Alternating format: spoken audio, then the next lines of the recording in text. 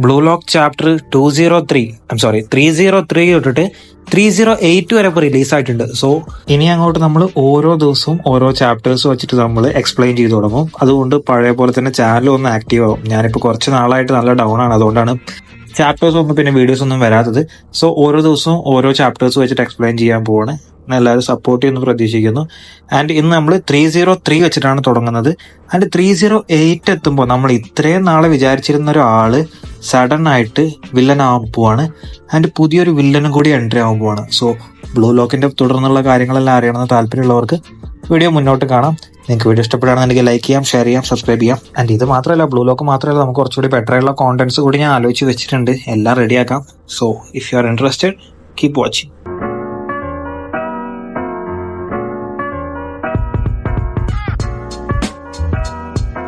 So chapter തുടങ്ങുന്നത് നമ്മുടെ നിയോ ഇഗോസ് ലീഗിന്റെ സ്പോൺസർ ആയിട്ടുള്ള ആ കളവനെ കാണിച്ചുകൊണ്ടാണ്. ഈ കളവനാണെന്നുണ്ടെങ്കിൽ ഭയങ്കര ഹാപ്പിയാണ്. എന്തിനാ ഹാപ്പി എന്ന് വെച്ച് കഴിഞ്ഞാൽ Blue Lock T V 150 million subscribers reach ആയിട്ടുണ്ട്. ആൻഡ് ഈ സബ്സ്ക്രൈബേഴ്സ് വഴി 78 ബില്യൺ ആണ് അയാൾ സമ്പാദിച്ചിട്ടുള്ളത്. നിങ്ങൾ ആലോചിക്കണം, 78 ബില്യൺ. ആൻഡ് ഇത് എങ്ങനെയാന്നല്ലേ, ഈ 150 സബ്സ്ക്രൈബേഴ്സ് അല്ല, അവർ ജസ്റ്റ് സബ്സ്ക്രൈബേഴ്സ് അല്ല, അവരെല്ലാം കാശ് കൊടുത്തിട്ടാണ് നിയോ ഇഗോസ് ലീഗ് കാണുന്നത്. അതുകൊണ്ട് തന്നെ മൊത്തം റവന്യൂ 78 ബില്യൺ. ആൻഡ് ജസ്റ്റ് ഈ സബ്സ്ക്രിപ്ഷൻ വെച്ച് മാത്രമല്ല, ഈ പ്ലെയേഴ്സ് ഇല്ലേ, ബ്ലൂ ലോക്കിലെ ഈ പ്ലെയേഴ്സ്, അവരുടെ എല്ലാവരുടെയും മെർച്ചൻസ് വിൽക്കുന്നുണ്ട്.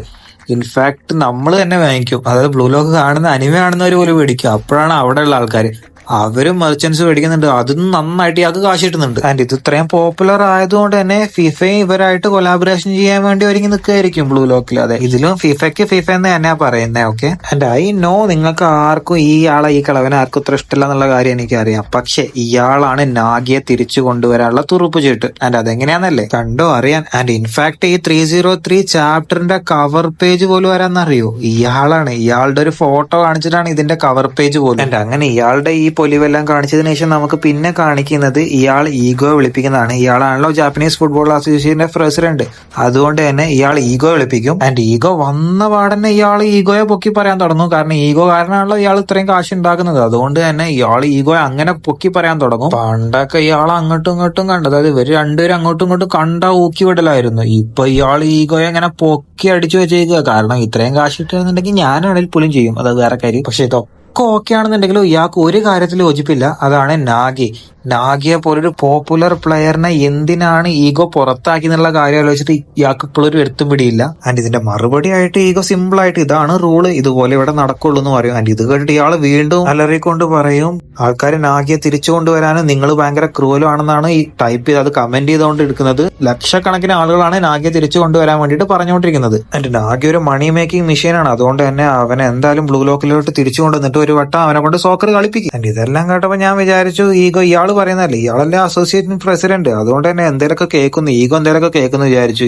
എവിടെ ഈഗോ കളവിനോട് പറയും, ഞാനിവിടെ വന്ന് നിൽക്കുന്നത് ജപ്പാനീസ് ടീമിനെ വേൾഡ് കപ്പ് വിൻ ചെയ്യിക്കാനാണ്. കാശിന് വേണ്ടിയിട്ട് തോന്നിയ പോലെ ഒന്നും നടക്കാൻ എന്നെ കൊണ്ട് പറ്റത്തില്ല. And I am the god of this project. Blue ലോക്കിന്റെ ഗോഡ് ഈഗോ ആണെന്ന് ഈഗോടെ ഡിക്ലെയർ ചെയ്യാണ്. ആൻഡ് ഈഗോടെ മെൻഷൻ ചെയ്യുന്ന world cup under twenty world cup അല്ല, അത് ഒറിജിനൽ ഫിഫ വേൾഡ് കപ്പാണ്. അത് നിങ്ങൾക്ക് മുന്നോട്ടുള്ള വീഡിയോ കാണുമ്പോൾ നിങ്ങൾക്ക് മനസ്സിലാവും. കാരണം ഇവിടെ നമുക്ക് വീണ്ടും സീൻ ഷിഫ്റ്റ് ചെയ്ത് നമുക്ക് കാണിക്കുന്നത് അമരി ചാനയാണ്. എന്റെ അസിസ്റ്റന്റ് മാഡാണെന്നുണ്ടെങ്കിൽ കോൺഫറൻസ് റൂമിൽ ഒരുപാട് ന്യൂസ് റിപ്പോർട്ടേഴ്സിന് ഇന്റർവ്യൂ എടുത്തുകൊണ്ടിരിക്കുകയായിരിക്കും. ഒപ്പം തന്നെ 4 ബ്ലൂ ലോക്ക് പ്ലെയേഴ്സും ഉണ്ടായിരിക്കും. ആൻഡ് ഈ 4 പേരിൽ 2 പേര് നമ്മുടെ ബ്ലൂ ലോക്ക് പ്ലെയേഴ്സ് ആയിട്ടുള്ള ഇസാഗി റെന്നു, 2 പേര് അണ്ടർ-20 ടീമിൽ കളിക്കുന്ന 2 പേരും. ആൻഡ് ഇവിടെ നമ്മുടെ അരിച്ചാൻ എന്താ ചെയ്യുന്നതെന്ന് വെച്ച് കഴിഞ്ഞാൽ ബ്ലൂ ലോക്കിന്റെ പ്ലാൻ എന്തൊക്കെയാണ്, ബ്ലൂ ലോക്കിന് എങ്ങനെയാണ് വേൾഡ് കപ്പിന് പോകാൻ പോകുന്നത്, അതിന്റെ ബ്ലൂ ലോക്കിന്ന് എങ്ങനെയാണ് ഒരു ടോപ്പ് പ്ലെയറിനെ ക്രിയേറ്റ് ചെയ്തെടുക്കുന്നത്, ഈ കാര്യങ്ങളെല്ലാം അവിടെ എക്സ്പ്ലെയിൻ ചെയ്തുകൊണ്ടിരിക്കുകയായിരിക്കും. സ്റ്റാർട്ടിങ്ങിൽ 300 പേര് വെച്ച് തുടങ്ങിയിട്ട് പിന്നെ 35 പേരായി മാറിയതും, ജപ്പാൻ U20 ടീമായിട്ട് മാച്ച് കളിച്ചതും, അതിനുശേഷം അവർ ജയിച്ചതിന് ശേഷം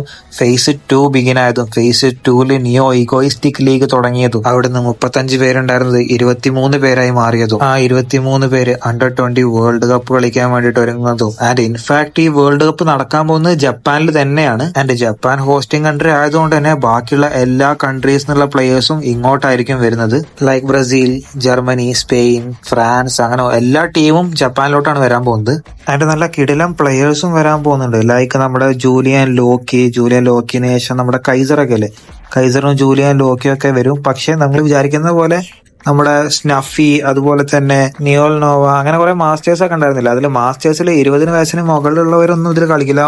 ഒബ്വിയസ്ലി Under-20 വേൾഡ് കപ്പ് ആയിരിക്കുമ്പോൾ 20 വയസ്സിന് താഴെയുള്ളവർ മാത്രമേ അതിലുണ്ടാവത്തുള്ളൂ. ആൻഡ് ഇവരൊന്നും ഇല്ലെങ്കിലും ന്യൂ ജനറേഷൻ വേൾഡ് 11 പ്ലേയേഴ്സ് വരും. അതായത് Under-20 വേൾഡ് കപ്പിന് ന്യൂ ജനറേഷൻ വേൾഡ് 11 വരും. പക്ഷെ അത് ഇപ്പൊ തൽക്കാലത്തിന് ബാക്കിയുള്ള പല പല ടീമുകളായിട്ട് സെപ്പറേറ്റഡ് ആണ്. ആൻഡ് ഇതെല്ലാം പറഞ്ഞതിന് ശേഷം ആൻഡ്രി ചാൻ പറയും ഇവിടെ നമുക്ക് ഒരൊറ്റ ലക്ഷ്യമുള്ളൂ, വിക്ടറി എന്ന് പറഞ്ഞിട്ട് നമുക്ക് വീണ്ടും ഈ കിളവനെ നമുക്ക് കാണിച്ചു തരും പാനലിൽ. ഇപ്പൊ ഈഗോ ഗോഡാന്ന് പറഞ്ഞില്ലേ ഇവിടെ ഇപ്പൊ ബ്ലൂ ലോക്കിന്റെ, അത് കേട്ട് ഇയാള് പറയും നീ എന്താ കളിക്കാണോ, ഞാനാണ് ഇവിടുത്തെ ഗോഡെന്ന് ഈ കളവൻ ഈഗോട് പറയും. ഫിഫയെ കൺവീൻസ് ചെയ്തതും ജപ്പാന് U20 വേൾഡ് കപ്പിന്റെ ഹോസ്റ്റിംഗ് കൺട്രി ആക്കി മാറ്റിയതും എല്ലാം ഞാനാണ് ഇവിടെ ഗോഡെന്ന് ഇയാള് പറയും. ഇൻഫാക്ട് ബ്ലൂ ലോക്കിന്റെ ഹെഡായിട്ട് നിനക്ക് സ്ഥാനം തന്നത് ഞാന്, ജപ്പാൻ U20 ടീമിന്റെ ഏറ്റവും വലിയ സപ്പോർട്ടർ ഞാന്. ആൻഡ് ഇതെല്ലാം കേട്ടിട്ട് ഈഗോ ബി ലൈക്ക്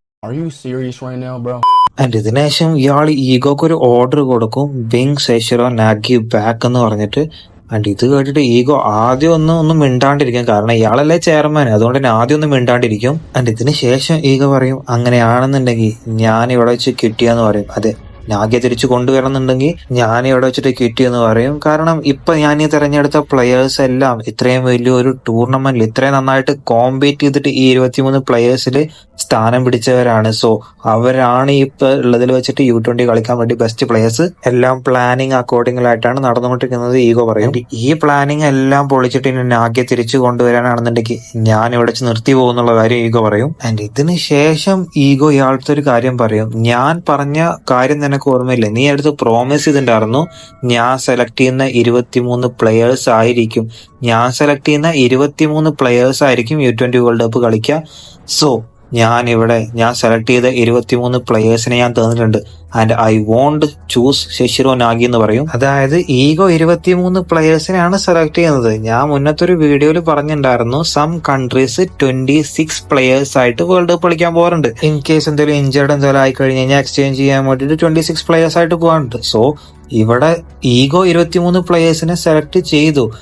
ആൻഡ് ഇനി ബാക്കിയുള്ള 3 പ്ലെയേഴ്സിനെ ആ മറ്റേ കളവനില്ലേ, അതായത് ഈ ചെയർമാനെ സെലക്ട് ചെയ്യാം. അതെ, ചെയർമാൻ എന്തായാലും 3 പ്ലേയേഴ്സിനെ സെലക്ട് ചെയ്യാം. ആൻഡ് ഇയാൾക്ക് നാഗിയുടെ അടുത്തുള്ള ഓപ്ഷൻ കാണുമ്പോൾ എന്തായാലും ഇയാൾ നാഗി എന്തായാലും തെരഞ്ഞെടുക്കും എന്നുള്ള കാര്യം ഉറപ്പാണ്.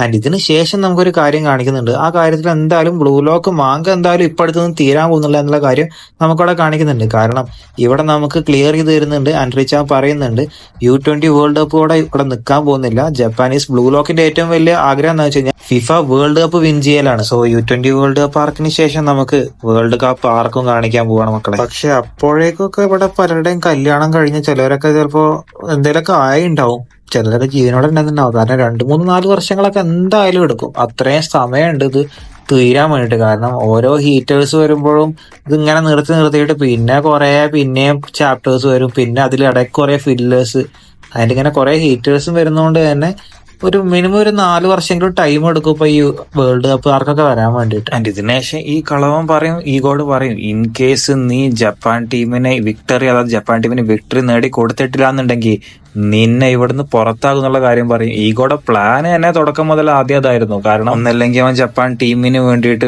വേൾഡ് കപ്പ് നേടിക്കൊടുക്കും, അല്ലാന്നുണ്ടെങ്കിൽ ഓൻ ഇവിടുന്ന് ഇല്ലാണ്ടായി പോകും പറയും. ആൻഡ് ഈഗോ കളവിനോട് പറയും ഞാൻ ജപ്പാൻ ടീമിനെ വിൻ ചെയ്യിപ്പിക്കും ആൻഡ് സെന്റർ ഓഫ് ഫുട്ബോളിനെ ജപ്പാനാക്കി മാറ്റുന്നു പറയും. ആൻഡ് ഇത് കേട്ടിട്ട് ഇയാളും ഭയങ്കര സന്തോഷമാകും, കാരണം പൈസ അല്ലേ. ആൻഡ് ഇതിന് ശേഷം നമ്മുടെ അസിസ്റ്റന്റ് മാഡം നമ്മുടെ ഇസാഗിക്ക് മൈക്ക് കൊടുത്തിട്ട് as A blue lock representative സംസാരിക്കാൻ പറയും. ഇവിടെ ഇസാഗി അത് തന്നെ പറയും, U20 വേൾഡ് കപ്പ് ജപ്പാൻ തന്നെ വിജയിക്കും. ആൻഡ് ആ നടക്കുന്ന സ്ഥലമായിരിക്കും ലോകത്തെ ഫുട്ബോളിൽ തന്നെ ഏറ്റവും ഹോട്ടസ്റ്റ് ആയിട്ടുള്ള പ്ലേസ് എന്നും പറയും. ഇതിനുശേഷം സീൻ കംപ്ലീറ്റ് ആയിട്ട് ഷിഫ്റ്റ് ചെയ്ത് നമുക്ക് നാഗിയെ കാണിക്കും. നാഗിയാണെന്നുണ്ടെങ്കിൽ അതായത് വീഡിയോ ഗെയിംസ് കളിക്കുന്ന ഒരു ഷോപ്പിൽ ഇരുന്നിട്ട് വീഡിയോ ഗെയിംസ് കളിച്ചുകൊണ്ടിരിക്കുകയായിരിക്കും. ഒട്ടും ഇൻട്രസ്റ്റഡ് അല്ലാണ്ട് ആർക്കോ വേണ്ടിയിട്ട്, അതായത് ഒട്ടും ഇൻട്രസ്റ്റഡ് ആർക്കോ വേണ്ടിയിട്ട് ഗെയിം കളിക്കുന്ന പോലെ ആയിരിക്കും അവൻ അവിടെ ഇരുന്ന് ഗെയിം കളിച്ചുകൊണ്ടിരിക്കുക. പണ്ടൊക്കെ നാഗി വീഡിയോ ഗെയിംസിന്റെ ഉള്ളിലോട്ട് പോയി അത്രയും ഫോക്കസ്ഡ് ആയിട്ട് ഗെയിം കളിച്ചുകൊണ്ടിരുന്ന നാഗിയുടെ ഈ പാനലിന്റെ സൈഡിലായിട്ട് നമുക്ക് കാണിക്കുന്ന 47 ദിവസം മാത്രമേ ഉള്ളൂ U20 വേൾഡ് കപ്പിന് വേണ്ടിയിട്ടുള്ള കാര്യം കാണിച്ചിട്ട് ഈ ചാപ്റ്റർ 303 ഇവിടെ അവസാനിക്കും. അടുത്ത ചാപ്റ്റർ നാളെ കൃത്യം രാത്രി 10 മണി അല്ലെങ്കിൽ 9 മണി ആ ഒരു റേഞ്ചിൽ എന്തായാലും പോസ്റ്റ് ചെയ്യും. കാരണം